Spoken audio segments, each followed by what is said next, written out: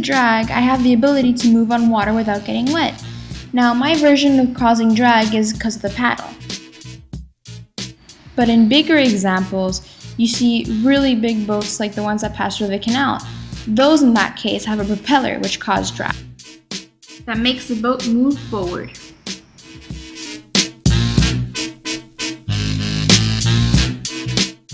This equation is the relationship between force of drag, force, and viscosity times AV over delta Y, where A represents the area, V represents the constant speed, and delta Y represents the thickness.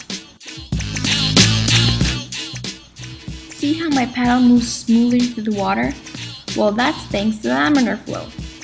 Laminar flow is a slow, smooth flow over a surface in which the path of individual particles do not cross. These paths are called streamlines. These particles line up into a path which the flow of a moving fluid is least turbulent. For example, you could also do this when you're in your car and you stick your hand out the window. If you put your hand horizontally, you feel the air move smoothly across your hand. But if you put it vertically, it pushes back. Now you'll see why. Although if I would be paddling like this, my boat would never move. On the other hand, if I would be paddling like that, my boat would move. This is because of turbulent flow, which is the irregular flow with eddies and whirls causing fluid to move in different directions. Now, as you saw me putting the paddle in the water, you saw swirls in the water. Well, that's because of turbulent flow. Remember the example that I said about sticking your hand out the window and putting it vertically? The reason it pushes back is because of turbulent flow. Since it's not in a smooth position, the particles of air or streamlines only pass over it, while behind it passes a turbulent flow.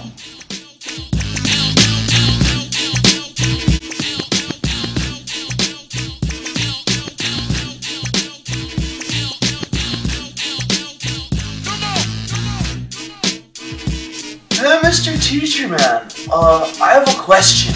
Oh, right, inquisitive student. Why does a falling object have terminal velocity? Student, that's a great question. See, the reason why terminal velocity happens is because the speed of the object creates drag. Like a golf ball coming through the air, right? There's drag on this golf ball.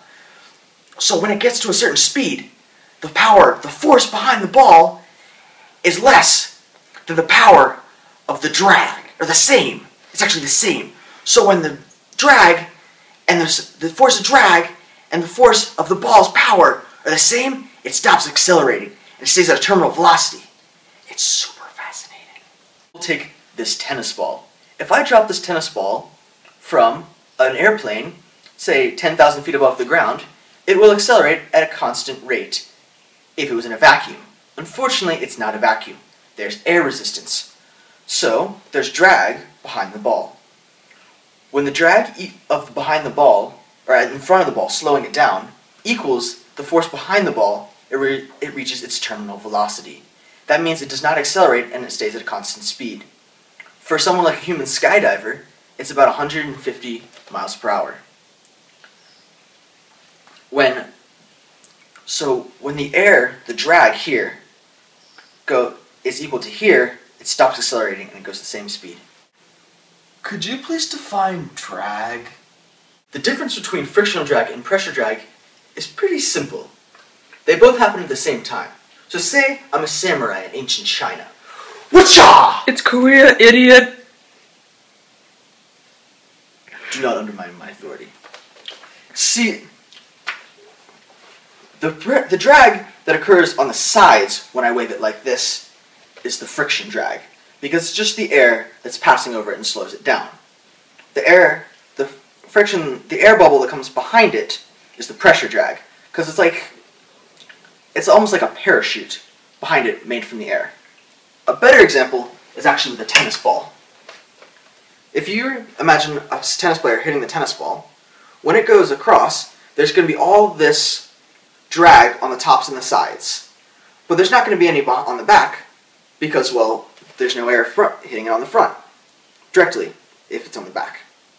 So there's this air bubble that occurs behind the ball. This is the pressure drag, and it's almost like a parachute. I think I already said that, but you get the idea, my friend. Man, I understand the whole theory part now, but can you do some problems? Because I don't get that at all. Alright, inquisitive student! We've moved to the whiteboard in the women's studies classroom to explain the problems for our inquisitive student. If two metal plates are separated by a 1.5 millimeter thickness of motor oil, and the top plate measures 12 centimeters by 15 centimeters, what is the force required to move the top plate at a constant speed of 0.04 centimeters per second? To do this, you first have to look at the force of drag equation. Force of drag equals eta times A times V divided by delta Y. It's important to remember which each symbol means. Eta equals viscosity.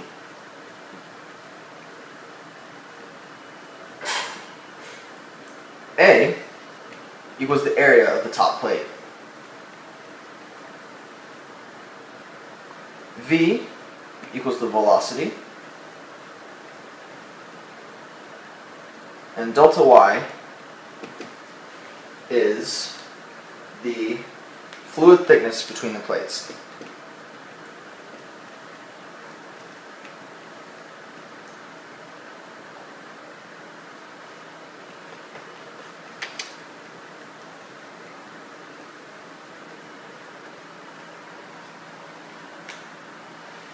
Good. Now we must plug in the values. The viscosity is 1.9, let's make that 9 legible, times 10 to the negative 5th pascals per second. The area is 0.018 meters.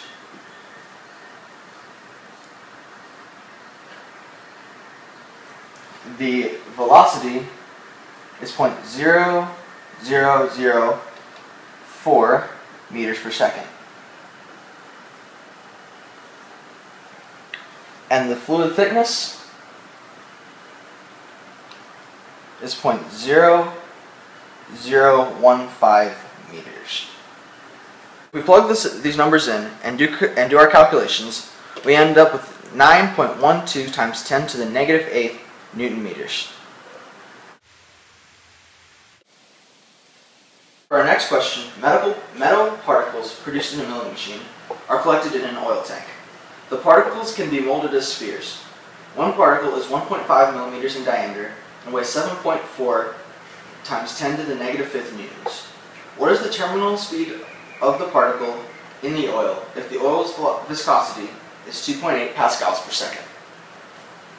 For here, we have to realize that the force of drag equals the force of gravity. And because of that, the weight of the particle is equal to the force of gravity. So, that it is right there. The weight of the particle equals the force of drag. We also need to learn that the force of drag equals this equation, which includes our good friend velocity, which we're trying to find. So, because of that, we can find its velocity from its weight. That means we go here. 6 pi r v eta, which is, as we learned in our last section, the Greek symbol for viscosity, equals 7.4 times 10 to the negative 5th newtons. At this point, before we end up solving our equation, we should remember what the symbols stand for. R is the radius of the object, v equals its velocity, and eta is the viscosity of the fluid that it's in. So, to find v, we simply rearrange the equation so that v equals 7.4 times 10 to the negative 5th newtons over 6 pi r eta. Then, we plug in the numbers to our equation. 7.4 times 10 to the negative 5th newtons divided by 6 pi times 7.5 times 10 to the negative 4th meters times 2.8 pascals per second. That is the radius of the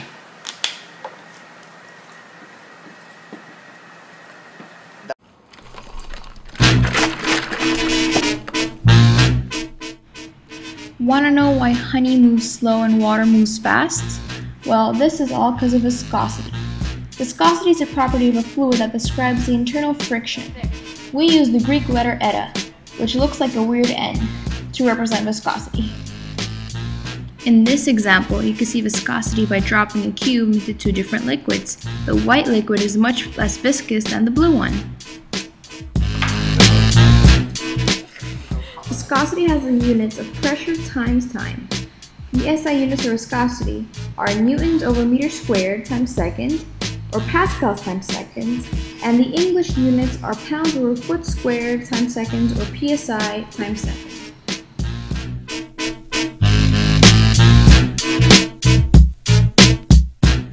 Thanks, classmates, for joining us and having fun learning about physics.